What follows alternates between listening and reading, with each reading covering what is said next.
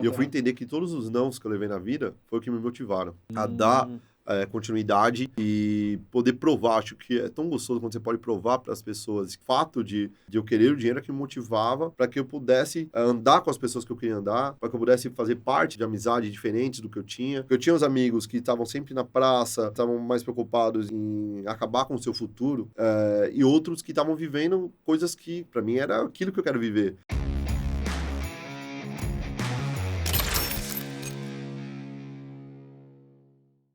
Bonjour, meus amigos! Sejam muito bem-vindos a mais um episódio do nosso podcast Segredos dos Milionários. E hoje temos um convidado aqui que veio através de um amigo em comum, um grande amigo, o senhor Paulinho, o senhor Paulo Mota. Grande Paulinho. Grande Paulinho. Então, meus amigos, agora temos aqui, neste episódio do podcast Segredos dos Milionários, o senhor Johnny Nielsen, que é empresário do setor de eventos e entretenimento, e agora está entrando no mundo dos esportes, vai falar um pouco para a gente dessa carreira e dessa jornada que ele teve até se tornar milionário e agora multimilionário também, né? Opa! Bem-vindo aí, Johnny.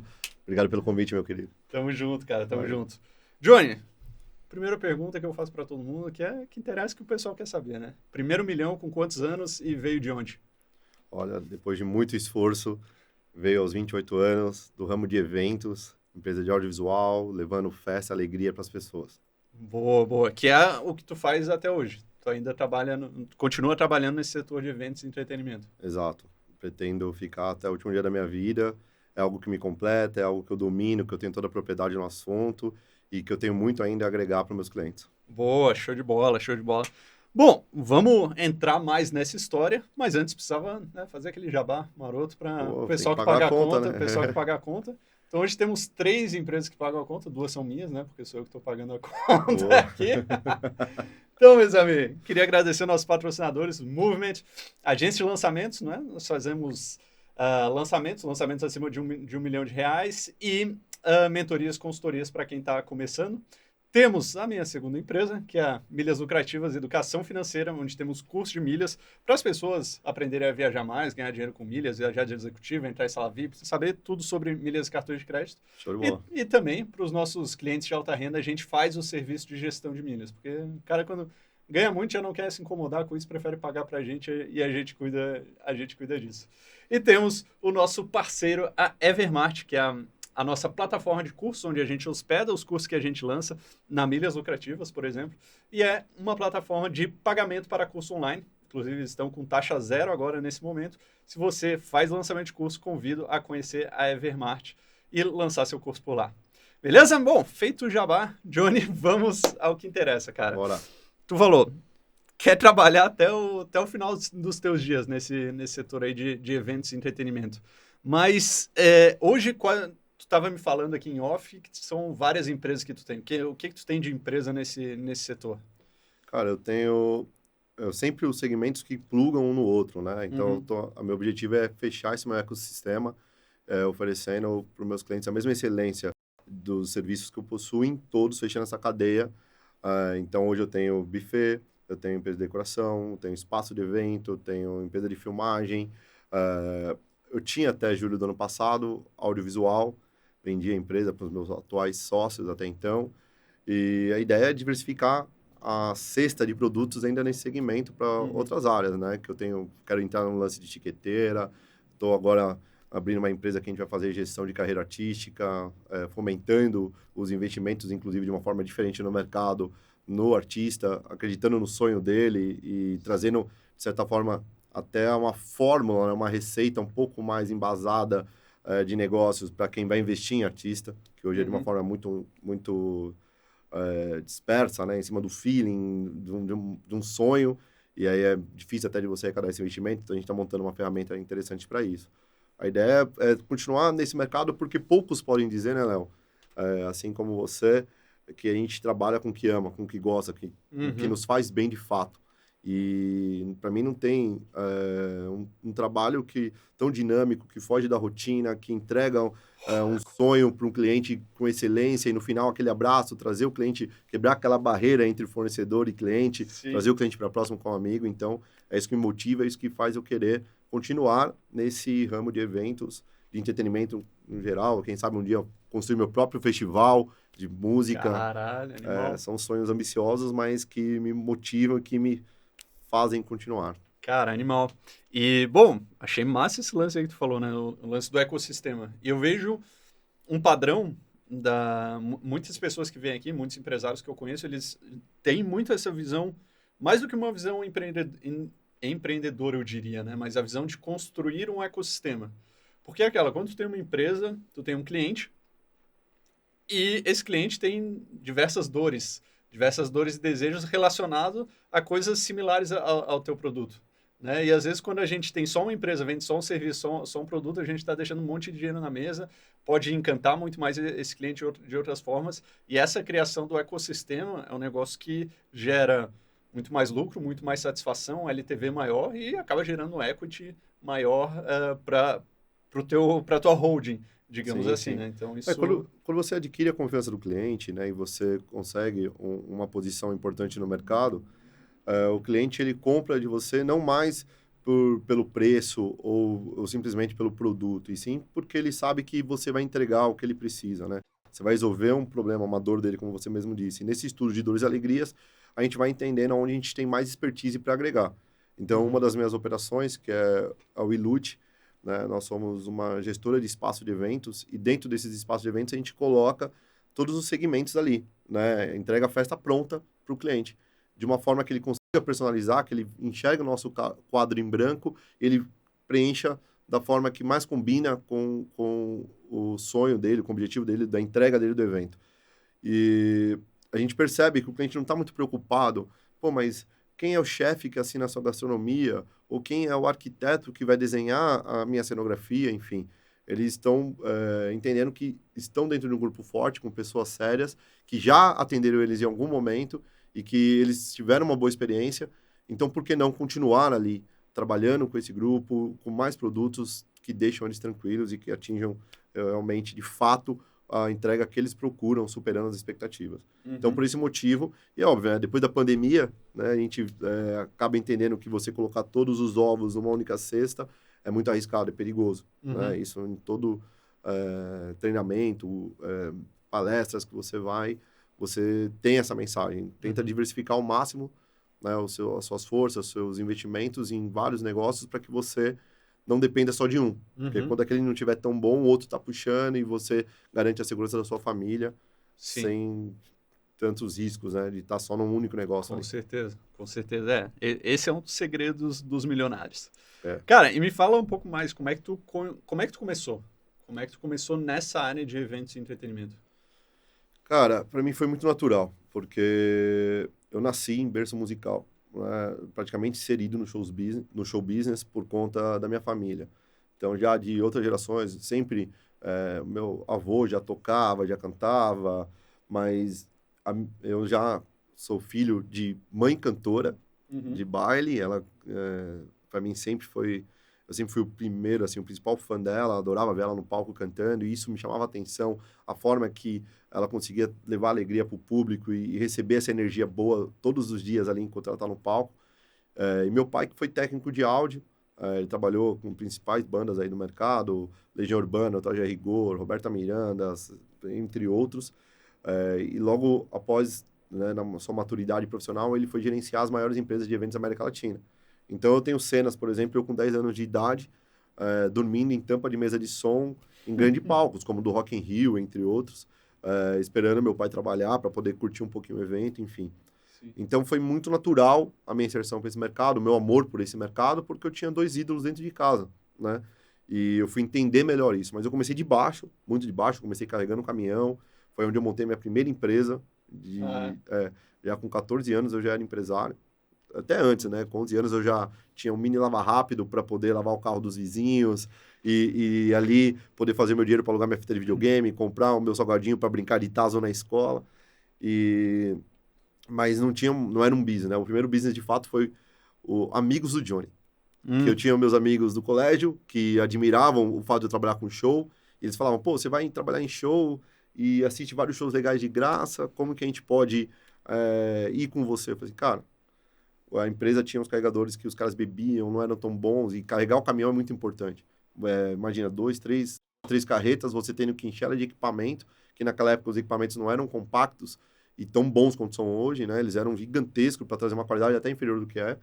Então, às vezes tinham 30, 40 carregadores para carregar uma carreta. E se o cara não estiver bem, não estiver disposto, não for forte, ele não atrasa toda a entrega. Você demora para chegar no local do show, você demora para descarregar, você demora para entregar o evento, aí a passagem de som, consequentemente, já não vai ser tão boa, o artista reclama. Então, é um item muito importante. E eu falei com o meu, até então, chefe na época, que não estava feliz com aqueles carregadores, se eu podia trazer os meus amigos. E aí eu fui no Clip Art, né? Tinha um curso básico de CorelDRAW gratuito, que a minha infância foi bem simples. Então eu aproveitei um curso gratuito de uma campanha que teve no bairro que eu morava.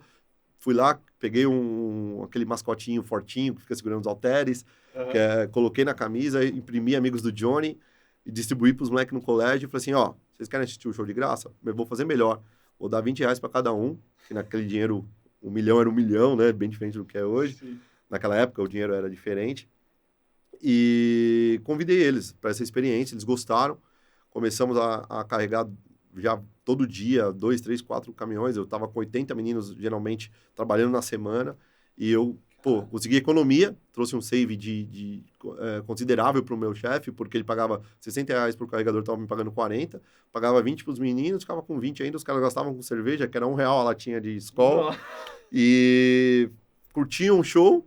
E eu ganhava o dinheiro. Foi assim que eu comecei a me apaixonar pelo mundo de ser empreendedor, né? De ser empresário, de ter a minha autonomia, meu tempo, minha força sendo investida só no meu resultado. E aí, desde então, nunca mais trabalhei para ninguém.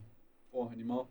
E, cara, esse é um lance que até anotei aqui, que é muito interessante, porque tu falou, né? O teu ex-chefe pagava R$60 para os outros. A mão de obra, mais ou menos. Mais ou menos. Pra ti ele pagava 40 e tu pagava 20 pros caras e os caras estavam felizes. Ou seja, tu otimizou o processo, tu entrou no meio ali e deixou todo mundo feliz. No final foi um ganha-ganha-ganha. Exato. É o famoso estudo de dores e alegrias, né? Que a gente fala muito hoje. Para qualquer mercado tem que ter isso. Não adianta você fazer um business canvas apenas. Se você não entender qual que é a dor que você vai sanar do seu cliente, dificilmente você vai ter sucesso no que você vai criar. E eu fiz isso de forma muito intuitiva, né? Não foi pensado. Os meninos, eles estariam bons já eles carregarem aquele monte de caixa e trabalhar de graça. Eu podia ser mais ganancioso e ganhar 100%. E quando eu falei para eles o que ficaria bom para vocês, eles falaram R$20. Eu não fui explorar ninguém. Nossa. E aí eu entendi, eu consigo trabalhar. Depois meu preço aumentou, porque a qualidade do meu trabalho ficou boa, ficou nivelado com o do mercado. Eu comecei a trabalhar para outras empresas. Isso durou pouco tempo, assim, porque eu fui convidado para novas oportunidades e não consegui mais focar nessa empresa, que nem empresa era, não tinha CNPJ, não tinha nada. Era tudo de forma muito caseira. Sim, animal. E aí, depois disso, como é que foi? O que tu foi fazendo? Cara, eu, para adquirir a renda que eu precisava, né, eu sempre trabalhei. E um dos trabalhos que eu tive, assim, que eu menos gostei e que eu fiquei pouco tempo também, foi de garçom. E um namorado da minha irmã, ele tinha uma equipe, ele montava o time de garçons, e ele começou a me chamar para trabalhar.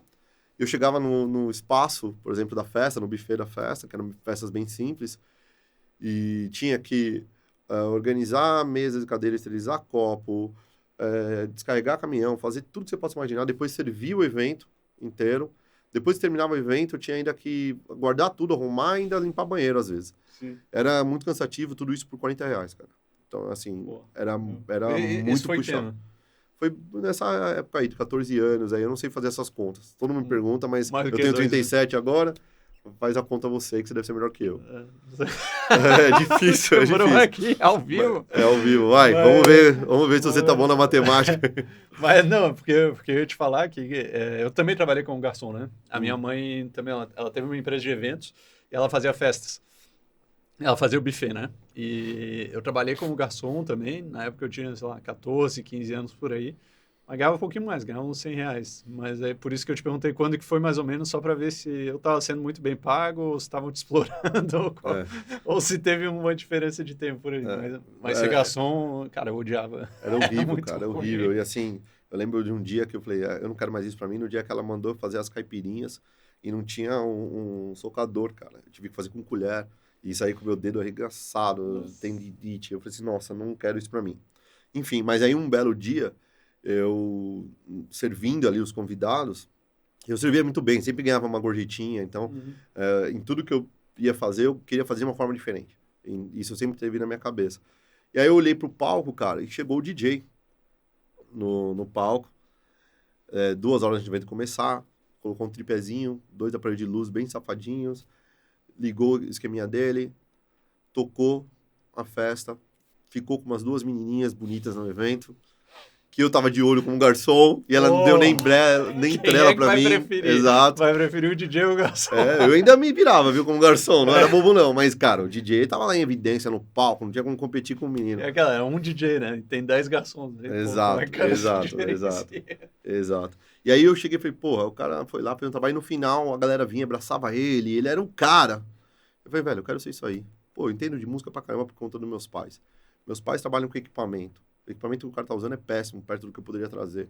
Deixa eu entender esse mercado, né? Claro, não era assim minha cabeça, né? Deixa eu entender como funciona isso. E aí comecei a me aproximar do DJ.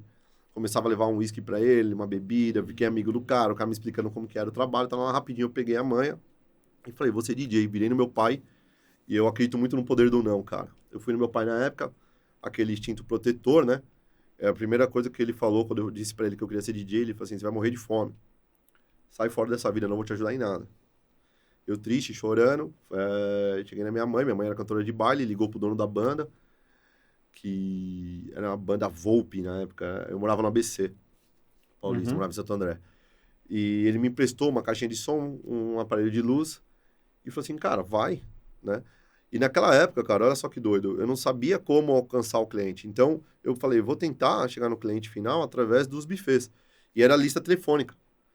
Caraca. Eu liguei, fui lá nas páginas amarelas, liguei para uns 80 buffets, eu lembro do número até hoje, marquei 13 reuniões, porque todos já falavam que já tinha, mas 13 queriam vir. Só que assim, eu não tinha cartão, não tinha site, não tinha portfólio, não tinha nada, era DJ Johnny. Eu falei assim, vou lá. Cara, faltando 3 para acabar, assim, depois de ter tomado vários nãos. No terceiro, porque assim, mesmo meu pai falando não para mim, minha mãe me ajudou, eu falei assim, cara, eu vou.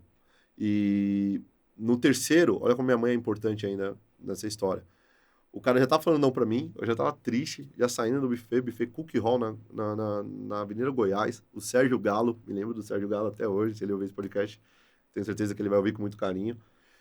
Eu cheguei e falei assim, cara, ele perguntou, mas por que você quer virar DJ do nada? De onde veio? Porque minha mãe é cantora de bar. Então, quem que é sua mãe? A Sônia. A Soninha? Essa daqui e tal, nossa, sua mãe é uma querida, eu devo muito a ela, tá, não sei o que, lá, e me deu uma oportunidade. Caraca. E aí, o destino queria realmente que eu fosse para esse caminho. Comecei a trabalhar no buffet dele, não sabia nada, sabia de música, e na época a moda era axé, então, e aí eu e meu primo, a gente virou uma duplinha, né? Então a gente dançava axé na frente do palco enquanto tocava música, cara, vergonhoso. É uma fase da vida que eu quero cortar, porque... Muito bom. Mas... valeu, porque a gente já era um produto diferente. Já era algo que não existia. Então, automaticamente, a gente já não tinha concorrência. Todo mundo queria. E aí, cara, minha vontade de ficar com as garotas se tornou realidade. Eu ficava até com as debutantes antes delas entrarem. Era pra isso que eu queria. Só que começou a tornar algo sério. Eu comecei a querer mais disso, fazer mais disso. E eu lembro, assim, a primeira vez, inclusive, que eu fui anunciar o jantar, veio o maître. Você pode anunciar o jantar? Naquela época, anunciava tudo, né? Hoje não mais. Eu peguei o microfone, pessoal, a comida tá pronta, vamos comer. Não, veio o cara gritando, dono do buffet, desesperado. Não, pegou o microfone e falou, senhoras e senhores, muito boa noite. O jantar está sendo servido, o serviço é franco-americano, um bom apetite a todos. Cara, e aí eu fui aprendendo assim, na marra.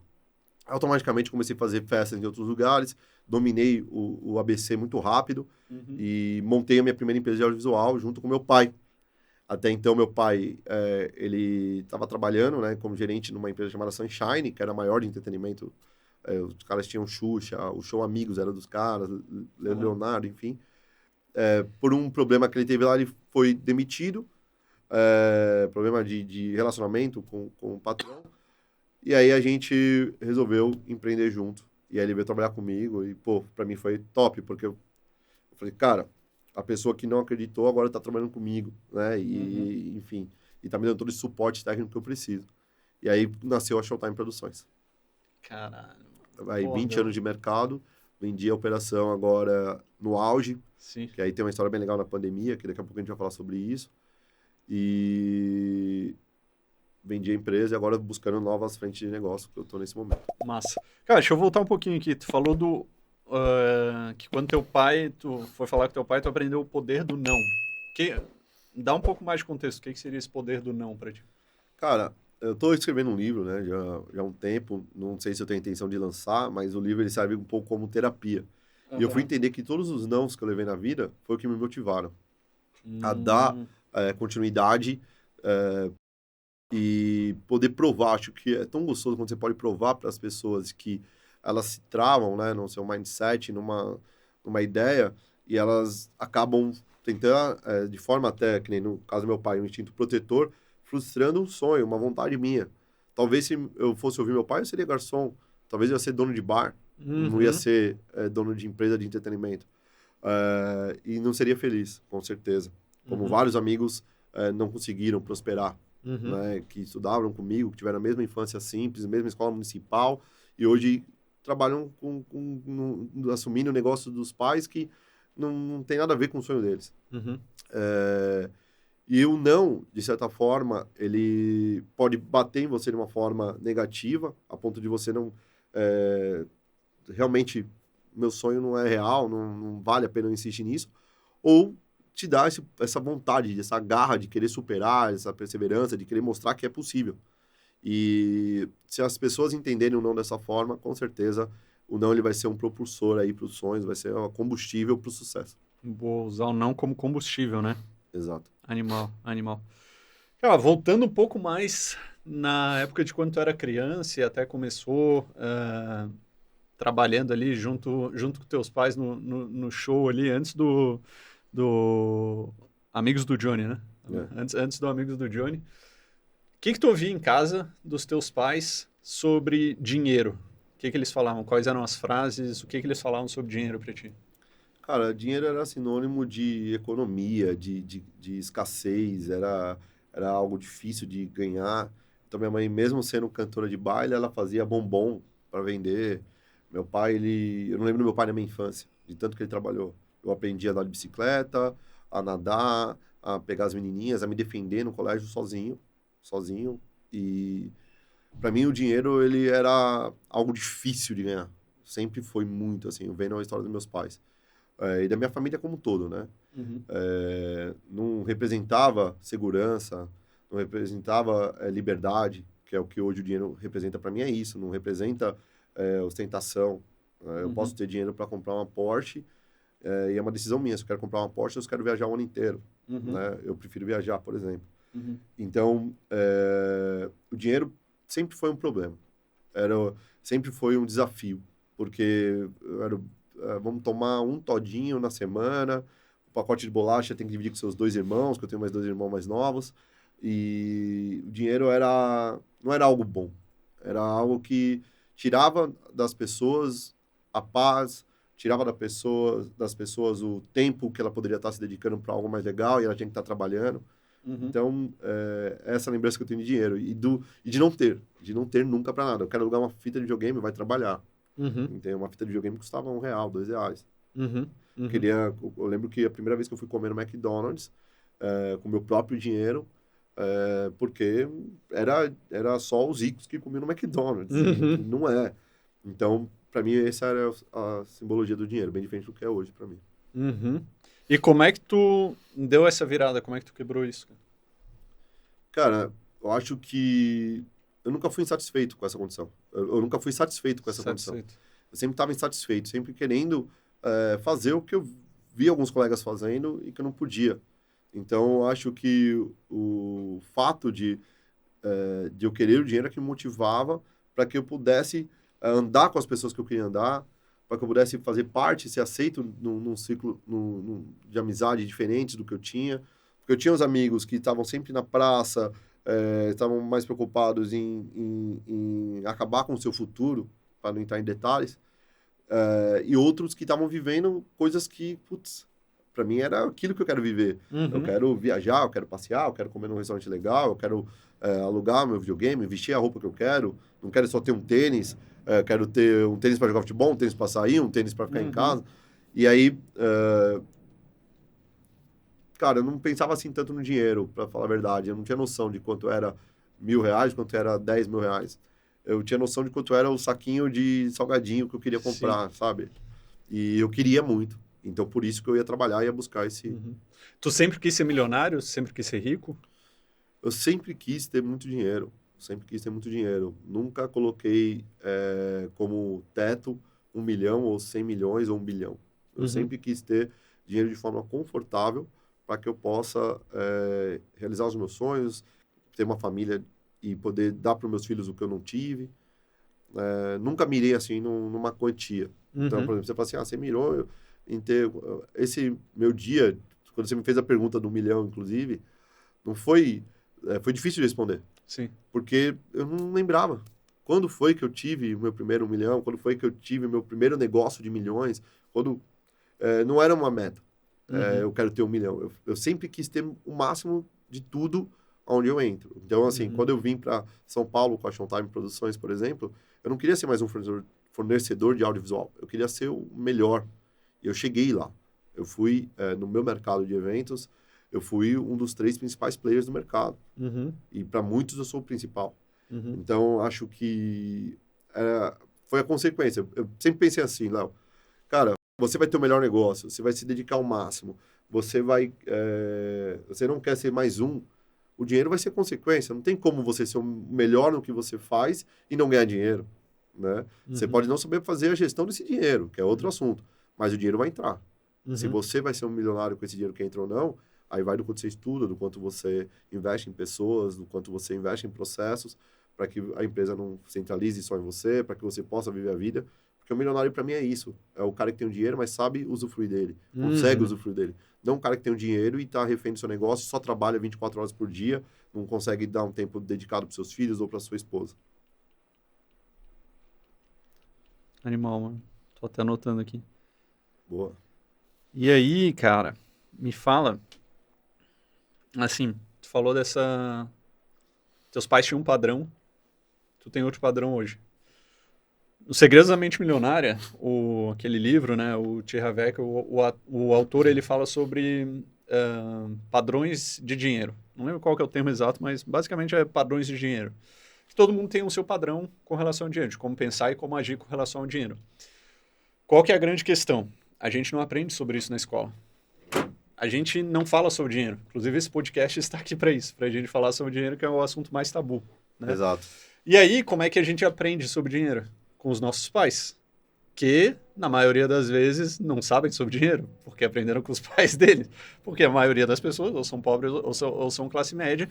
E aí, o que acontece? O cara no Segredos da Mente Milionária fala, a gente tende a repetir os padrões dos nossos pais, e aí levar uma vida similar à que eles levavam, ou se a gente vê as atitudes que eles tomavam e é algo que nos traumatiza tanto, a gente tende a ir ao oposto, né? Então, dando um exemplo. Meu pai segurava muito, não deixava a gente comprar nada. Aí o cara virou adulto e ele gasta tudo, não consegue guardar nada. Então, vai para o oposto, que não é legal também. Poucas são as pessoas que conseguem ficar no meio. E aí sim ter uma relação boa uma relação boa com o dinheiro. Como é que foi para ti ter quebrado essas questões dos teus pais para ter um relacionamento bom com o dinheiro e ter chegado onde tu chegou? Foi um negócio de... Como é que tu aprendeu isso? Foi networking? Foi livro? Foi curso? O que te trouxe esse conhecimento para tu poder chegar onde chegou hoje? Cara, eu ainda acho que ainda estou adquirindo esse conhecimento, porque é o que você falou. Meus pais, o que eles ganhavam, eles gastavam, né? Mas não que eles ostentavam, não era gasto, por exemplo, eu vou trocar de carro, eu vou viajar, não, era com as próprias contas. E eu só queria sair dessa corrida dos ratos, né? De você pagar os outros antes de primeiro se pagar. Mas eu não tinha essa noção. E eu acho que como eu tive uma infância, apesar de nunca ter faltado comida, os itens básicos e educação e honestidade era um ponto muito importante para minha família, não tinha luxo. Nunca teve. Então, sempre quando eu comecei a ganhar dinheiro, que eu sempre ganhei. Então, com 16, 17 anos, eu já tinha carro, moto. 17 anos eu saí de casa, já pagava minhas contas, comprava, fazia meu mercado e tudo mais. Eu gastava tudo, cara. Porque eu falei assim, eu pensava, se amanhã depois não tiver, pelo menos eu vivi um pouco. Entendeu? Eu só não quero passar uma vida inteira sem viver nada. E eu ainda tenho muito disso até hoje, cara. Só que eu acho que de tanto eu quebrar a cara, de tanto eu entender que se você não programar e não começar a pensar a médio e longo prazo, de tanto eu me prejudicar com isso, de quebrar os meus negócios ou de ter uma invertida de mercado e eu não ter uma segurança financeira, eu mudei um pouco esse meu mindset quando eu amadureci, de fato, quando eu tive meus filhos. Então, até a chegada dos meus filhos, eu não pensava em nada, em ninguém, só em mim, gastar e viver. Então, eu tinha carro legal, eu fazia minhas viagens, eu comprava minhas roupas de marcas. E no final do mês, o que eu tinha lá era dinheiro, porque, beleza, daqui uns 2, 3 meses tá bom. Eu ainda tenho. Mas não aplicava, não guardava, não financiava, não tinha um plano para daqui 10 anos, né?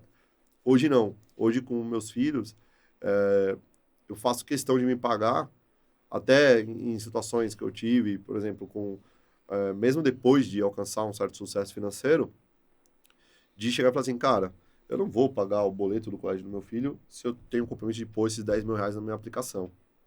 Deixa ali. Depois eu negocio, ainda pago sem juros e vou pagar. Então, não paguei essa semana, vou pagar na próxima, porque o meu compromisso é comigo mesmo. E aí eu comecei a guardar o dinheiro e comecei a passar um pouco dessa minha técnica, que isso eu não li em lugar nenhum, não vi em lugar nenhum. Apesar que no livro Pai Rico, Pai Pobre, que é um livro que eu li há uns 10 anos atrás, quando eu entrei na Monavi, que a gente vai falar disso ainda, que foi outra virada de chave, que quando você pensa que o negócio é ruim, ele te traz outros insights para outras coisas na vida. Eu acho muito legal isso. Mas na hora que você está ali no olho do furacão, você não percebe, né? Mas ele fala, né, que para você sair da corrida dos ratos, você tem que se pagar primeiro, depois pagar o outro. Então, isso é muito difícil, porque as pessoas... Ai, meu nome tem que ficar limpo. Ai, meu nome não sei o que, não sei o que lá. E, cara, isso é besteira. Você tem que ter dinheiro na conta. Ponto. Para você não precisar do seu nome limpo, para você ter que financiar nada na sua vida nunca mais. Então, e eu tive, né, que ir atrás dessa situação. E no meio desse caminho, eu encontrei alguns anjos, vamos dizer assim. Uma vez eu permutei um casamento de um cliente meu, uma consultoria financeira. Uma parte do pagamento ele me deu consultoria financeira. Legal. E foi onde ele explicou. Ele falou assim, cara, se você não tiver pelo menos 2 anos do seu custo fixo guardado numa aplicação segura, você está colocando em risco a vida dos seus filhos, a sua. Porque amanhã depois você passa para uma invertida. E, cara, foi muito legal isso, porque eu passei para essa invertida. E eu pude segurar o padrão da minha família até eu me levantar, por conta dessa ajuda que eu tive desse cara. Então, olhando os erros dos meus pais, eu tentei aplicar o lado oposto na parte de lifestyle, mas como eu não tinha nenhum entendimento financeiro, eu ganhava e gastava, porque para mim o erro dos meus pais não era não guardar o dinheiro, não pensar no futuro, era em não curtir a vida. E aí, até os 25 anos, mais ou menos, eu fui pensando assim. Aí, quando eu comecei a guardar um pouquinho, comecei a entender mais, comecei a investir o meu dinheiro no meu negócio para que ele crescesse, enfim, aí acho que foi esse ensinamento, né, do que não fazer que meus pais me trouxeram, que me ensinou também. Meu pai brinca, ele fala assim, você é um pobre esclarecido. Você não tem dinheiro, mas você sabe o que é bom. Então, assim, porque eu gastava, vivia com as pessoas que eu gostava, adquiri um network muito grande, que é o que eu tenho hoje, que me sustenta para qualquer ideia, qualquer negócio, qualquer coisa que eu queira fazer. Acho que o network é o segredo do sucesso para quem quer alcançar números expressivos financeiramente. Só que ao mesmo tempo eu não me planejei. Eu falei assim, cara, o futuro, eu confio tanto em mim, sabe? Que o futuro vai ser legal, então vamos fritar, vamos torrar tudo que tem hoje, porque não tem problema amanhã. Aí a mudança disso veio depois que eu tive meus filhos. Meu primeiro filho com 25 anos e meu segundo já com 31. Tá. Ah, tu foi pai cedo, então. Fui pai cedo. Com 25, porque eu vejo muito nas palestras motivacionais, não em palestra motivacional, desculpa. Eu vejo muitos educadores financeiros. E eles falam justamente isso. Eles falam, a primeira coisa que tu precisa fazer é a tua reserva de emergência. Porque alguma coisa pode acontecer e aí como é que tu vai deixar a tua família, né? Mas eu acho que é importante dizer uma coisa que foi o que aconteceu contigo na prática. Entender o momento de vida. Entender o momento de vida. Porque assim, o que eu vou falar? Vou dar o exemplo do meu irmão. Cara, o meu irmão, ele ficou milionário. Meu irmão hoje é o Mustache, não sei se tu conhece, influenciador de comida e tal, tá 4 milhões de seguidores no TikTok, quase 1 milhão no Instagram, estouradaço. Sei quem é. E ele ficou milionário trabalhando como bartender nos Estados Unidos, em Nova York. Só que como é que ele ficou milionário? Porque toda a grana que ele ganhava, ele comprava cripto. E aí pegou uma onda de cripto lá que estourou. No começo, né? Exatamente. Então, pegou e estourou. Sem reserva de emergência. E aí, eu fico pensando, preciso ter reserva de emergência. Cara, eu acho que faz muito sentido pensar em reserva de emergência a partir do momento que tu tem realmente compromisso. Então, tenho filho, tenho uma família, não posso errar a ponto de perder tudo, né? Não posso ter esse risco. Agora, quem está começando... Tem pessoas que dependem de mim, né? Exatamente. Então, é injusto para essas pessoas. Exatamente. Agora, quem está começando, cara, eu acho que tem que ser, investe, e investir muito mais tanto em conhecimento quanto networking. Muito mais do que, na minha visão, comprar ação, comprar outras coisas. Porque foi o que tu falou, cara, o retorno sobre o investimento em networking vai dar muito mais do que qualquer ação que tu comprar. Sempre. Tanto é que, assim, tem vários, né, empresários de sucesso que eles vão dar conselho para os próprios filhos, falam assim, filho, faculdade nada, vai viajar. Eu já cansei de ouvir isso. Uma viagem te enriquece muito mais em cultura, em conhecimento, do que uma faculdade. Às vezes, uma viagem de 30 dias vale uma faculdade de 4 anos. Porque você começa a sair, pensar fora da caixa. Mas é óbvio, né? Para cada profissão, para cada perfil de pessoa, não tem como você ser médico se você não fizer uma faculdade. Sim. Agora, se você pode ser um publicitário sem fazer uma faculdade. Sim. A maioria das coisas, né? Tirando o médico, exato. Médico e os que têm advogado. Um negócio de classe, né? Uma ordem de classe mais organizada, mas, todo o resto não precisa. Pô. E aí traz até outra reflexão, né? Assim, eu era da turma do fundão. Eu, cara, fui expulso de colégio, tudo. Eu era o bagunceiro. E todos os meus amigos, sem exceção, nenhum deles chegaram próximo de mim. Até os mais nerds. Os mais nerds estão ganhando um salário bom, sendo executivo X, head de não sei o que lá, mas não chegaram ainda não conseguiram construir o que eu construí no mundo de negócios ou até mesmo de renda. E a nossa sociedade não olha para essas pessoas assim, né? Ninguém entende que o cara que está no fundão, ele pode ser uma pessoa muito criativa. Sim. Ele pode ser uma pessoa hiperativa num sentido bom, né, da palavra.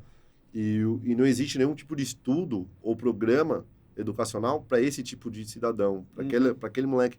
Pelo contrário, a gente se sente excluído, a gente se sente um vândalo, se sente tudo. A gente não consegue expressar ali a nossa energia, porque nada ali nos empolga. Não quero aqui ficar fazendo conta que eu nunca vou usar na minha vida. Eu não sou engenheiro, eu não tenho nada a ver, eu não sou uma pessoa de exatas.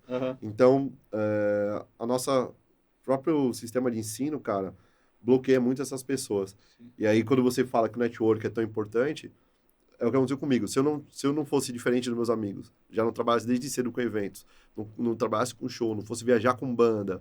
Cara, eu fui produtor do Greenpeace, cara. Viajei com eles durante 3 anos, conheci o Brasil inteiro, pessoas de tudo quanto é lado, num túnel sensorial que a gente criou, que falava sobre causas, consequências e solução do aquecimento global. Os caras compraram a ideia e deu super certo. Então, se não fosse isso, eu estaria vivendo aquele mundo, aquele universo, daquelas pessoas, frequentando os mesmos lugares. E como que você vai criar uma ambição de algo que você não conhece? Então, esse eu acho que é o X da questão. Se eu puder falar para qualquer pessoa hoje que você é a média das 5 pessoas que estão à sua volta e tentar fazer com que elas busquem conhecer novas pessoas, que eles admirem, novas mentorias, que eles saiam um pouquinho daquela roda, cara, esse é o maior investimento que ele tem que fazer. Frequentar aquele restaurante que você não tem condição, mas vai lá uma vez, cara. Vai lá. Faz aquela viagem, cara. Gasta todo o seu dinheiro que você está querendo guardar, que você está querendo comprar, ou qualquer outra coisa, trocar de carro, esquece o carro. Vai para aquela viagem com aquela galera. Vire amigo deles. Façam eles te admirarem, porque é só assim que você vai conseguir entender, sei lá, novos caminhos para você percorrer. Sim. Sabe qual é o nome disso? eu chamo de efeito primeira classe. Efeito primeira classe. Faz todo sentido. Conheci com um cara que eu participei de uma mentoria e ele falava que ele pagava para viajar de primeira classe ou de executiva ou até em voo nacional para ficar na frente. Ali que tu paga, sei lá, R$50 para ficar no assento da frente. Por quê? Quem tá ali é porque tem grana. Se tem grana, tem algum motivo. Exato. Então, se tu vai ficar 12 horas no avião sem poder fazer nada e vai conversar com alguém, ou na sala VIP vai conversar com alguém, melhor conversar. Conversar com alguém que vai te sei lá, trazer uma oportunidade, algum insight. Exatamente. E é aquele negócio. Conversar sem o objetivo de, pegar uma grana desse cara, fazer algum negócio desse cara. Não, gerar conexão. Porque às vezes, não é esse cara que vai ser teu cliente ou que ele vai comprar alguma coisa de ti, mas ele vai te conectar com alguém, que vai te conectar com alguém, e aí tu vai gerando conexões e vai crescendo. Então, saber usar o efeito primeira classe, eu vejo que também é um dos segredos dos milionários, cara. Boa, vou usar bem essa expressão com os meus colaboradores, com os meus amigos, porque é isso, essa frase é muito clichê, né? Você é a média das 5 pessoas que estão à sua volta, mas é a maior verdade. Então, se você quer ser milionário, você tem que andar com quem é milionário, não com quem tem mentalidade de pobre.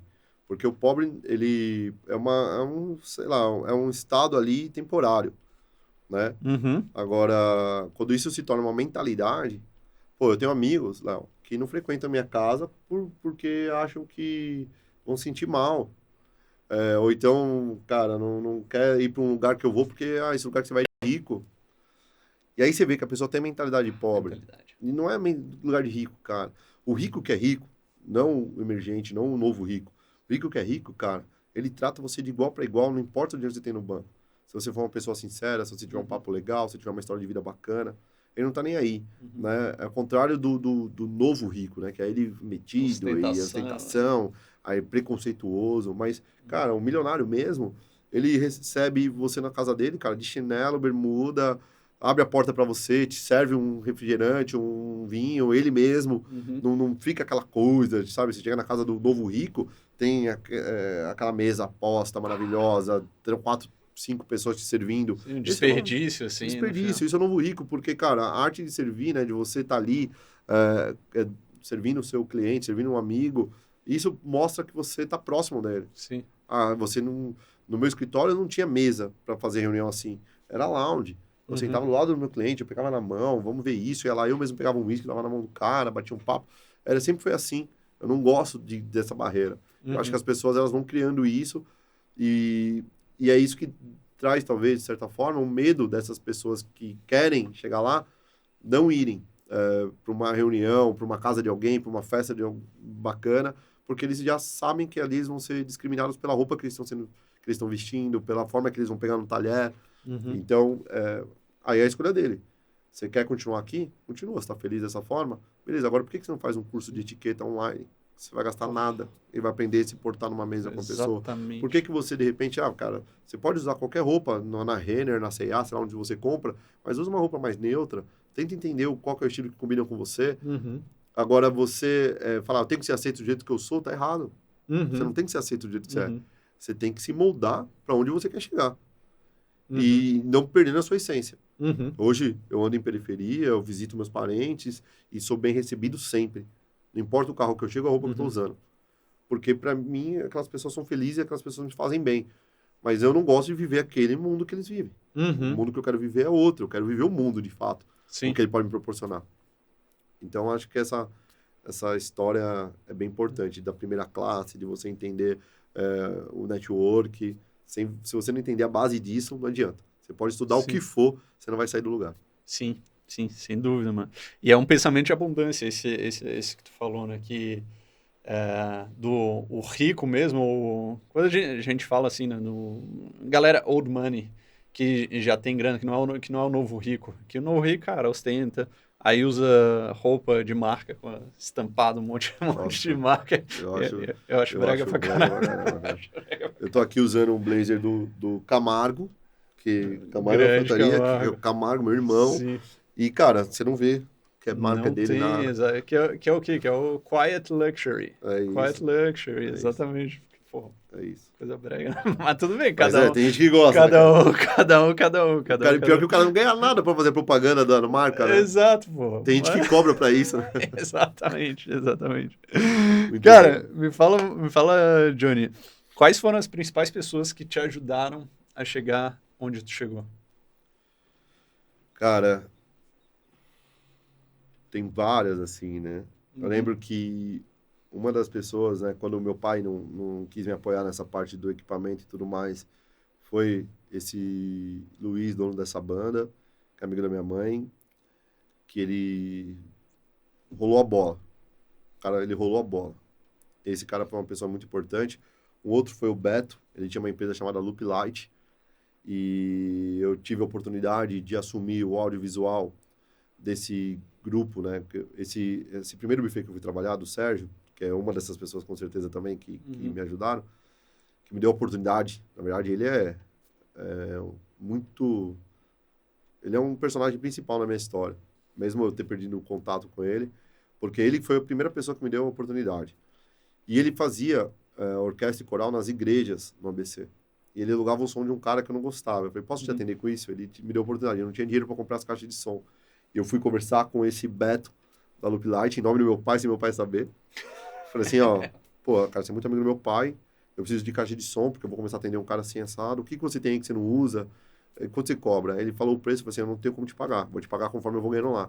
Ele leva o que você precisar. E aí eu virei uma empresa de som, sem ter CNPJ também. E comecei, cara, ia sozinho, montava as igrejas, subindo aquelas escadas caracol, tá lá. Mas quando eu fui ver, cara, eu tava fazendo 2, 3 pau por semana. Tipo, com 16 anos.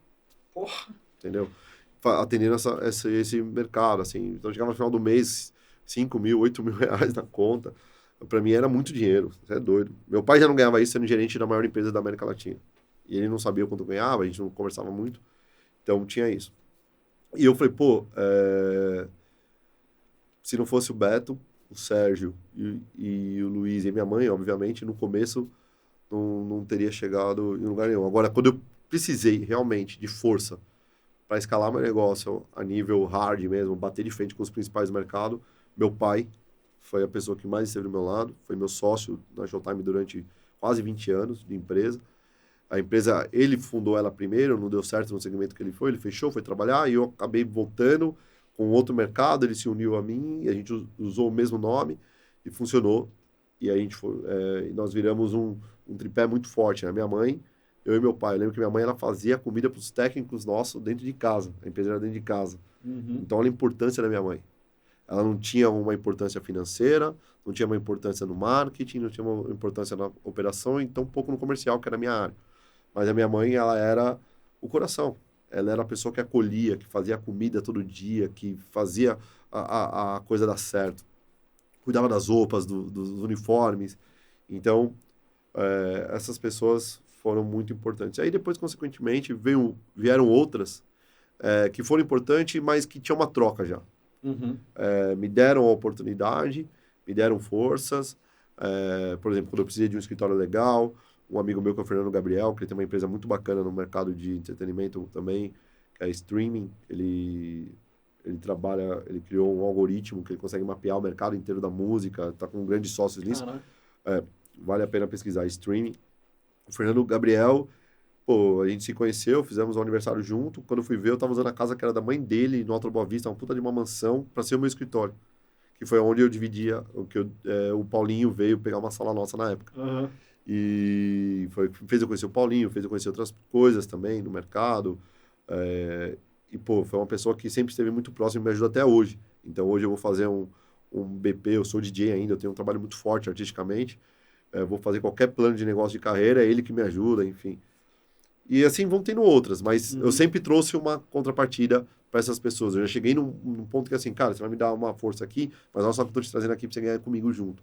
Mas as que fizeram sem esperar nada foram essas daí. O Beto, minha mãe, o Luiz, o Sérgio Galo, foram as pessoas que me ajudaram. E meu pai, que falou, pô, mesmo falando não para esse moleque, ele veio forte, então vamos junto, porque agora a gente vai para fazer negócio de gente grande. E realmente, saímos de Santo André, do ABC, para São Paulo, e aí, cara, foi uma luta para entrar nesse mercado premium de luxo, de eventos de São Paulo, que era As pessoas eram muito arrogantes, muito fechadas nas suas panelas. Uhum. E eu não conseguia acesso.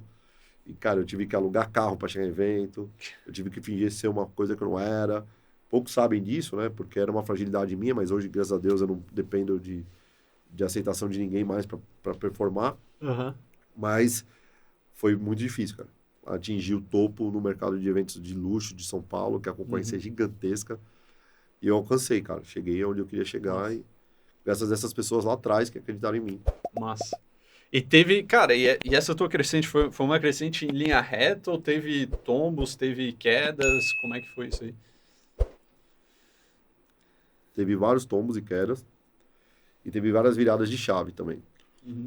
Só pra você ter uma ideia, cara. Quando eu comecei a trabalhar em São Paulo, eu tinha um grupo de buffet, que não vem ao caso o nome, e eu fui fazer uma... E eles não eram top, eles eram, sabe, classe média baixa. E eu fui fazer um evento em um dos salões de festa desse grupo, que era dentro de uma igreja ali no Pacaembu. E quando eu terminei o evento, que na minha opinião foi um sucesso, o dono do buffet virou para mim e falou assim, cara, parabéns, você bombou, a festa foi maravilhosa, só que a sua estrutura é simples, cara. Como que você vem aqui, coloca seus equipamentos de tocar em cima da mesa do buffet? Cara, aqui nesse buffet você nunca vai trabalhar. Mas outro poder do não que eu te falo, né? Mais um não que eu levei. Eu olhei para aquilo e falei assim, cara, chorando, falei pro meu pai, falei assim, cara, agora se a gente for montar o evento, a gente vai montar bonito, cara. Eu pesquisei como que a galera fazia em São Paulo, como que era o negócio, porque no ABC era normal. Você pegava uma mesa emprestada do buffet, colocava o CDJ lá e tocava. E aqui em São Paulo, não, cara. Você tinha que trazer a sua estrutura de house de DJ. Sim. E eu não sabia. E, cara, realmente a festa foi legal e a minha estrutura estava simples. Ele estava certo. Só que ele quis me humilhar. Daí eu chorei e tal. E foi dali que eu comecei a mudar. Então, acho que os meus altos e baixos foram mais comigo mesmo do que com a empresa, com o mercado. A empresa, ela já teve problemas financeiros porque a gente não tinha nada, nenhuma noção de gestão. Eu era o diretor comercial da minha empresa e nunca estudei para isso. Era feeling total e propriedade no assunto. Meu pai, ele era operacional da empresa, mas ele não tinha um estudo para isso também, de como manter pessoas motivadas, de como, sabe, fazer a compra da melhor forma com fornecedores, de como planejar um payback de um investimento, de um patrimônio. A gente comprava e ia fazendo no feeling e tal. Minha mãe fazia o financeiro da empresa, uma época, ela não sabia nem mexer no Excel. Então, assim, a empresa ela andou muito tempo com essa base familiar. E essa base familiar, ela trouxe um crescimento, porque por mais que estivesse ruim, a gente tinha cliente, a gente tinha boas entregas, e a gente não via dinheiro. E tinha muita discussão, né? Porque quando você tem família, você trabalha com família, cara, você perde um pouco a noção do respeito. Né? Você tem liberdade demais para falar. E às vezes isso magoa. E a gente teve muito isso. Então, eu cheguei a ficar devendo muito tempo fornecedores. E esses mesmos fornecedores que ficaram comigo até hoje, porque eu paguei, fiz questão de chamá-los, negociar e tudo mais. E tive situações assim de falar assim, poxa, a empresa vai quebrar. E arregaçamos as mangas e fomos para cima e não deixamos a peteca cair, deu certo. Mas eu acho que as principais brigas que eu tinha era comigo mesmo, assim, de, pô, será que vai dar certo? Será que eu tô fazendo... Puta, eu preciso aprender isso, eu não tô conseguindo trazer. Puta, eu errei aqui, cara, eu me martirizava muito com meus erros. Então, acho que a mente tem que ser muito bem trabalhada para você, quando você quer ser um empresário no Brasil, porque, cara, você vai tomar porrada de todos os lados. Com concorrência, com colaborador que vai te meter no pau, e cara, você fez de tudo para aquela pessoa, sabe? E você não acredita naquilo, então aquilo te desmotiva. De todos os lados, você vai tomar porrada de pessoas que não acreditam no seu sonho. Então, é muito bacana você parar para pensar nisso, né? Nesses podcasts que a gente acaba refletindo, eu não tô preparado, eu não tenho uma palestra, eu não dou curso. Então, é o entendimento do que eu já passei. Sim. E eu acho que a pessoa não quebra, cara. Eu acho que um negócio não pode ser capaz de quebrar uma pessoa. Se a pessoa tiver mente forte e perseverança, dedicação, coragem, criatividade, ela pode até quebrar um negócio, mas ela não se quebra. Ela vai montar outra coisa. Quantos casos a gente conhece aí de pessoas que ficaram milionárias com 50 anos, depois de quebrar 3, 4 vezes? Então, por quê? O cara nunca quebrou, de fato. Esse cara não quebra. A mente dele é forte, ele acredita nele, ele sabe que ele é um empreendedor, ele sabe que ele vai alcançar os sonhos dele. O negócio não deu certo. Pô, o cara arriscou num negócio que não deu certo. Por N motivos, não interessa. Mas quebrar de fato eu nunca quebrei. Eu nunca quebrei. Eu já tive meus conflitos internos e busquei no trabalho o meu sucesso e não deixei a peteca cair, cara. Mas quase, assim, financeiramente, de falar, putz, e agora? O que eu vou fazer? Algumas vezes. Mas, pô, isso é muito interessante, velho. Eu gostei muito disso que tu falou, do negócio pode quebrar, mas a pessoa não necessariamente. Né? O cara pode quebrar vários negócios, mas vai ter sucesso lá na frente. E vai muito do que eu acredito. Eu acredito muito numa frase, assim, não é fazer para ver se vai dar certo, é fazer até dar certo. Fazer até dar certo. E isso foi o que me manteve no digital. Porque no marketing digital a gente vê muita gente, tipo os moleques de 16, 17, 18 anos estourando, ficando milionário e tal, da noite pro dia. E, cara, eu levei, no marketing digital a gente fala muito do 6 em 7, né? Dos 100 mil em 7 dias, 6 dígitos em 7 dias.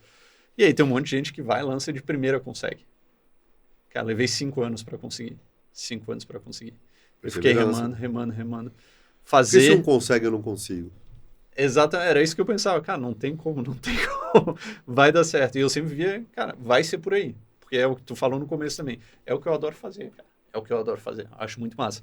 Mas esse mindset veio muito daquele lance que a gente estava falando antes, em off ali, antes de começar o podcast, que é o marketing multinível, né?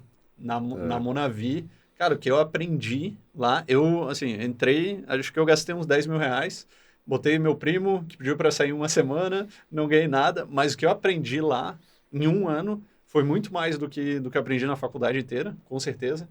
E foi a base para o meu sucesso que eu tenho hoje, no digital. Porque eu não teria ficado esses 5 anos ali remando, sem conseguir ter resultados se eu não tivesse aprendido e lido e estudado tudo que a galera manda a gente estudar, né? Pois é o que eu falo, cara. Às vezes a gente não sabe por que a gente foi parar ali, mas tem um propósito. Você parou na Monavi para você abrir a mente para outras coisas. Aconteceu comigo também. Eu fiz um casamento de um cliente. Esse casamento foi bem legal, que a gente acabou virando amigo meu, Fares. Com certeza ele vai ouvir esse podcast. A gente fala que a gente cria, através do meu trabalho, eu crio amigos para a vida toda. E com certeza ele é um exemplo disso. Uhum. E, cara, ele virou Monavi. Ele falou assim, cara, Johnny, você é um cara que se comunica tão bem, você conhece tanta gente, você trabalha no mundo de eventos. Cara, pensa você ficar rico e viajando, e ganhar cruzeiro, e ganhar aquela coisa toda, né? Eu falo, eu posso falar, velho, toda vez que eu entrei numa parada dessa, que parece ser fácil, eu me ferrei. Porque não existe isso, cara. Não existe. Mas, beleza. Mas eu vou chamar um cara aqui que vai falar com você, Caio Carneiro.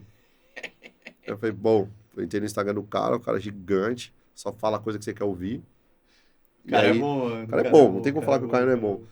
E, porra, quando eu fui ver que tentaram na minha frente, era ele no meu escritório. Aí já era, né? Me cadastrei. Não teve jeito. Falei, putz, caí na rede, é peixe, né?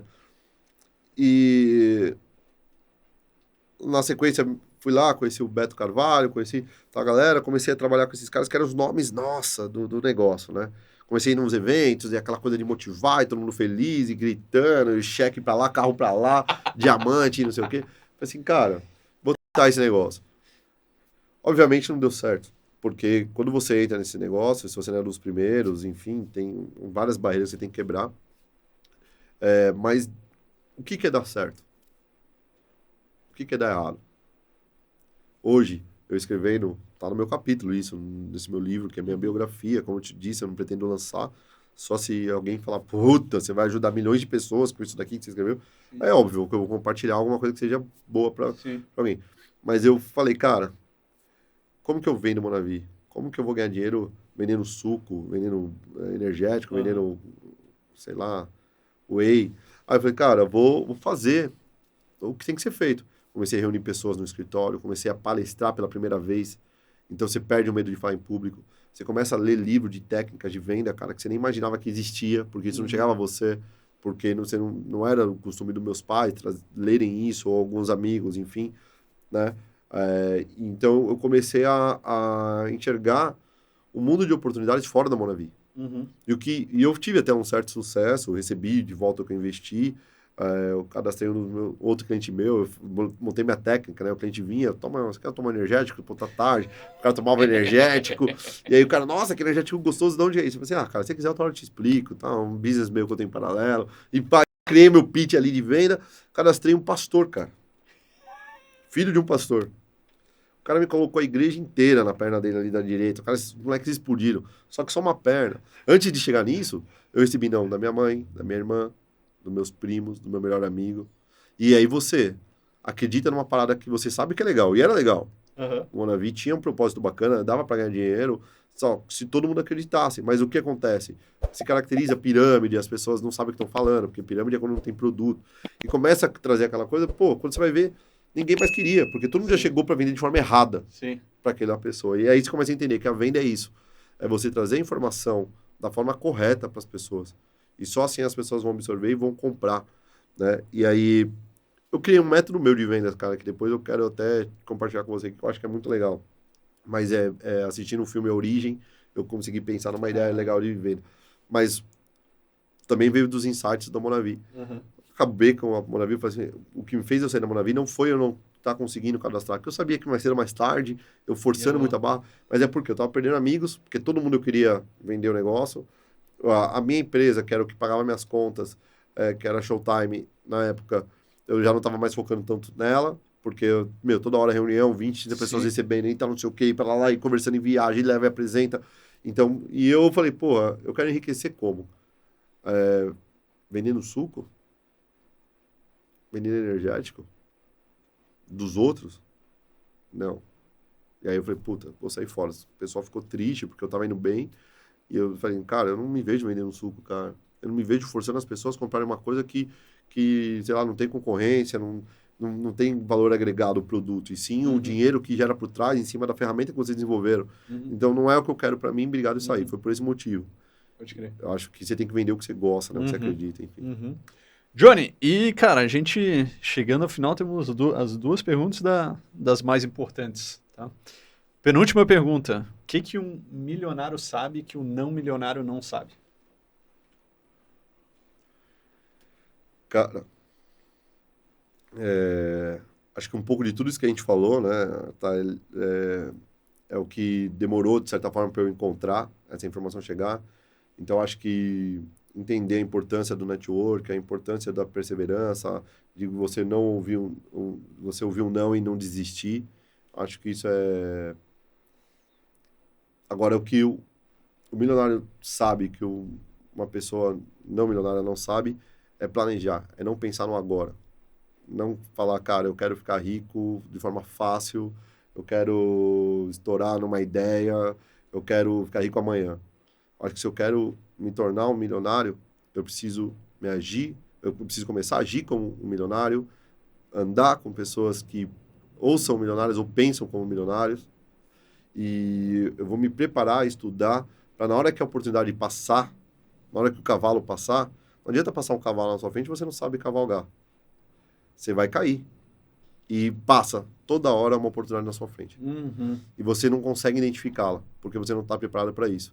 Então, eu não vou falar que é estudar, não vou falar que é entrar na Monavi, não vou falar que é você ser teimoso em tudo. Não existe, eu acho, uma forma. Acho que cada pessoa ela vai alcançar o sucesso de um jeito. Mas você tem que estar preparado o tempo inteiro para a oportunidade na hora que ela chegar. E como você se prepara, cada um de um jeito. Você quebrando... primeiro, você não indo pela ideia dos outros quando as pessoas falam que isso aqui não vai dar certo. É você acreditar primeiro em você. E depois que você acredita em você, na sua ideia, você precisa estruturar o seu plano, vestir a sua armadura e ir para a guerra. Porque sem armadura, sem você estar preparado para a guerra, você vai perder ela rápido na primeira batalha. Boa, cara. Isso é um pensamento de abundância, mano. Pensamento de abundância. Porque a maioria das pessoas falam, o cavalo encilhado só passa uma vez. Eu concordo contigo, cara, passa o tempo todo, mano. Passa o tempo inteiro. Passa o tempo todo, só que tu nem percebe. Exato.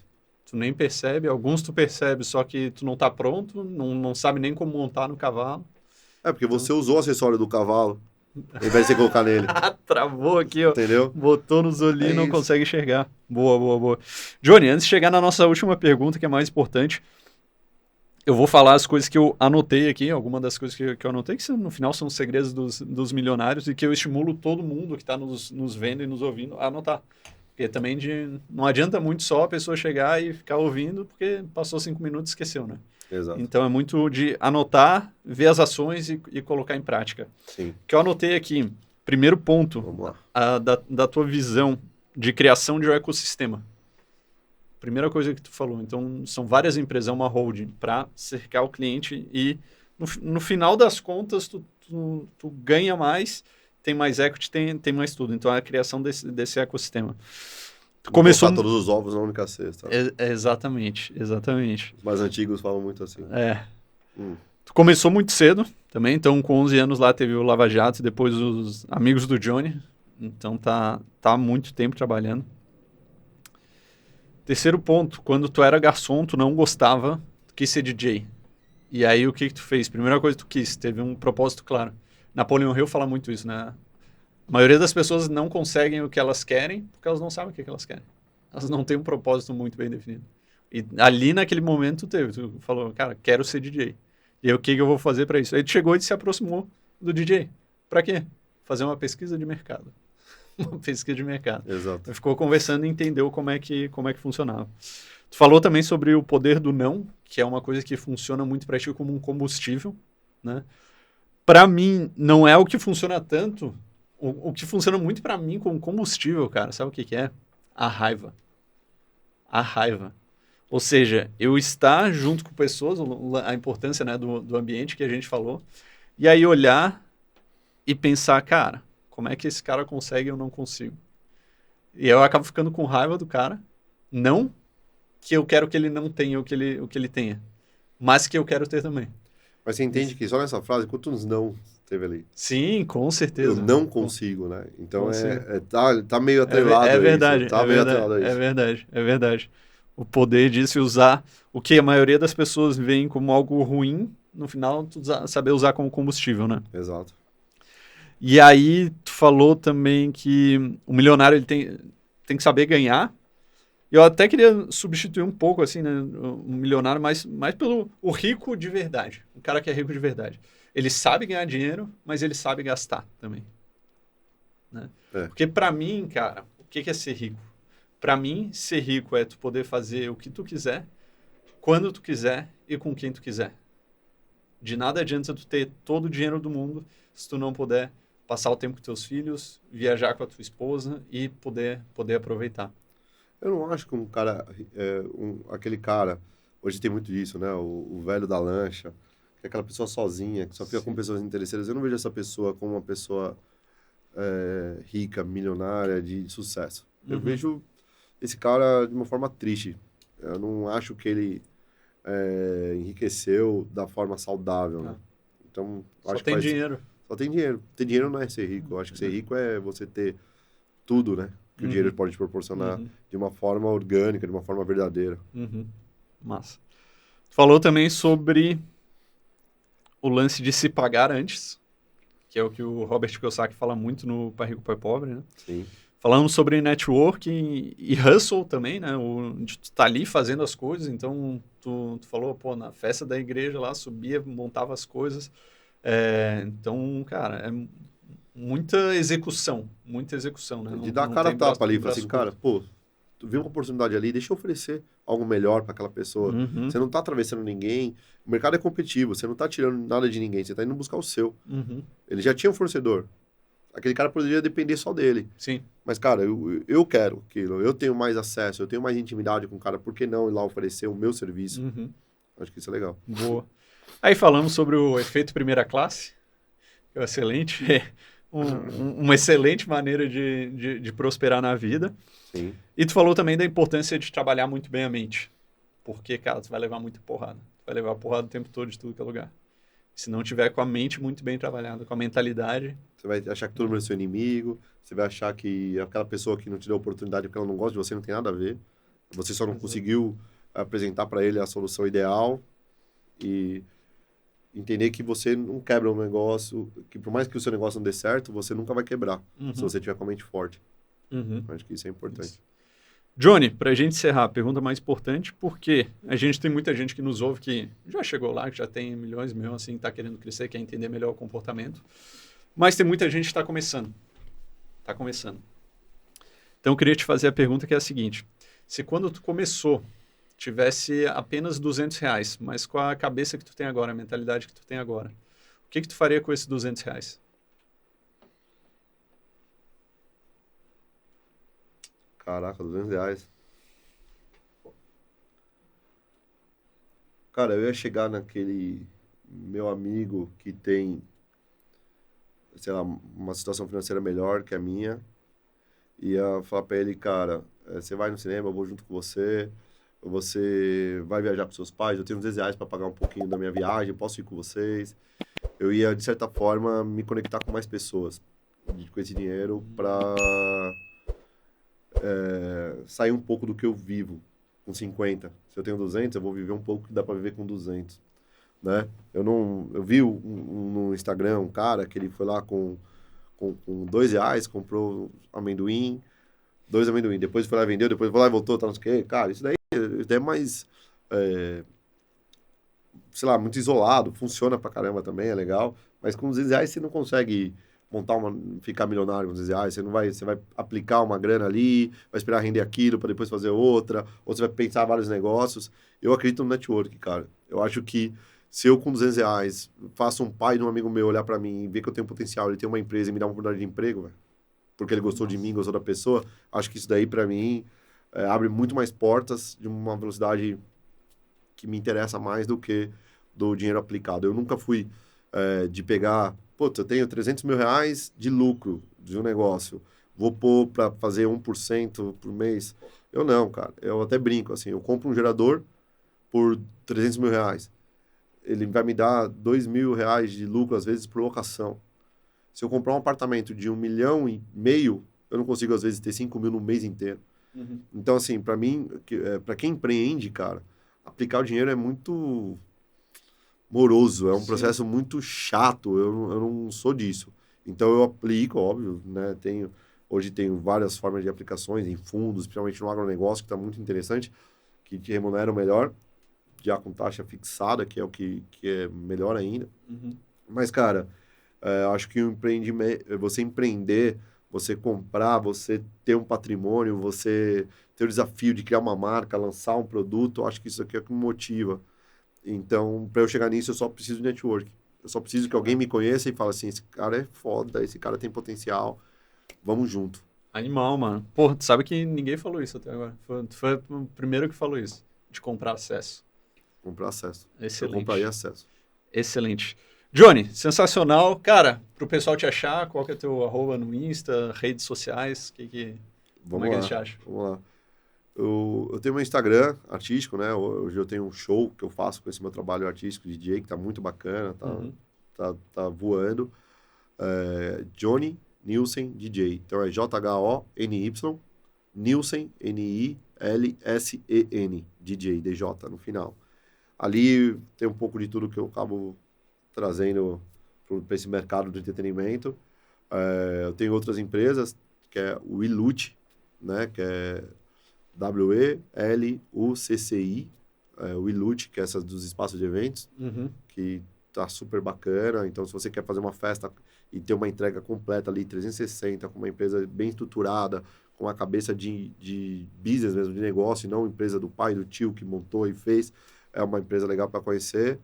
Tem a Amplifica, que é essa agência de investimento em carreira de artista, que é muito bacana. Então, a gente tem tanto o artista como o investidor, como parceiro da empresa, também é super bacana. A Roderick Filmes, que é uma empresa de vídeo, que é super bacana também, um trabalho diferencial. O cara tem tudo mesmo, quando falou do ecossistema. O ecossistema, exato. E outros negócios que estão vindo aí no futebol, que vai ser super bacana, mas ainda não lancei. Hoje eu tenho uma reunião, inclusive, com esse fundo a gente vai trabalhar de uma forma bacana. A gente vai tokenizar o investimento do jogador de futebol através de uma cesta de jogadores e comprando o clube, garantindo o direito econômico do jogador e tudo mais. Porque eu amo futebol, assim como eu amo música.